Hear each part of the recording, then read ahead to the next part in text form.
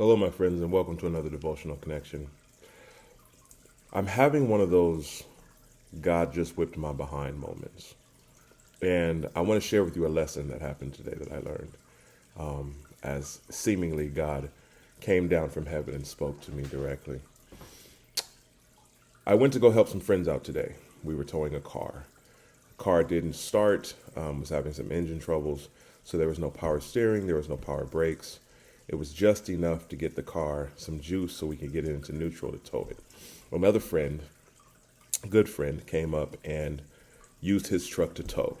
I was there simply to help drive the car because it needed some strength behind it. And the friend whose car it was drove my car so that we could get to where we were going. So I have a tow car in front of me.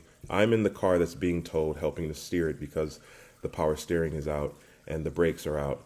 And it takes a heavy hand and a heavy arm to move it. And I have the friend whose car it is driving my car to our destination. As we get going, let me tell you that I learned some lessons about myself.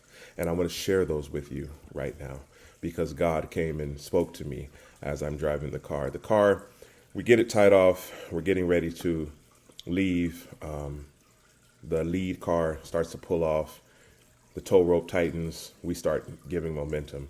And I found some things out about myself right away. Here's what I found out. Number one, I don't like not being the one who has to follow without any control. I'm in a car with no power steering, no power brakes, no ability to propel myself. And my vision of what is ahead is obscured by the truck in front of me doing the towing. Like I said, this was a friend of mine who was towing. I trust him. This had nothing to do with the lack of trust in the person who was leading. This was purely an uncomfortable feeling with me not being in control. And I didn't know I had those issues. And it came up right away. And I realized why I drive everywhere and don't like to be driven places. Number two, while in the car, I began to pray for safe travels for this short trip we were going on. We were only going about 8-9 miles. Anything could happen, though, and I wasn't the one who tied the car to the other vehicle. I didn't choose the rope. I didn't secure the knot. I was at the mercy of someone else's handiwork, and once again, it wasn't about them being untrustworthy or me not trusting them. Of course I trusted them. They knew more about knots than I did. I just learned that I didn't like not being the one in control. It came up, and all these thoughts are racing through my mind. The driver gave me some instructions as to how he was going to lead, and I made sure that we were on the same page, and off we went. Not a single thing went wrong. Everything went according to plan, but I found myself trying to look ahead to see what was coming, thinking about different routes that I would have taken, anxious about the speed, even though we were well below the speed limit by 10 miles an hour or more. All I had to do was follow behind the truck, steer the car I was in. I could go no faster than the truck was going since it was my propulsion. We had hand signals to let me know when he was going to stop before he actually started stopping. All I had to do was watch and follow. And when he moved, I moved. When he stopped, I stopped. When he changed lanes, I changed lanes. When he turned, I followed right behind him. It was a simple job, but my human nature had me trying to predict what he was doing, choose a better path, second guess his speeds, and desiring to lead when all I had to do, my only job, was to follow behind the truck. And that's when Jesus kicked in. I'm praying through the trip. Nothing's going wrong. I've got no radio. The windows are rolled up. It's hot in the car. So I just started talking to God. And he said, great, let's talk. I want you to know that this is what you do to me. I told you, I will take you where I want to take you, but you desire to jump out ahead of me as if you know the way. Or furthermore, as if I don't know the way.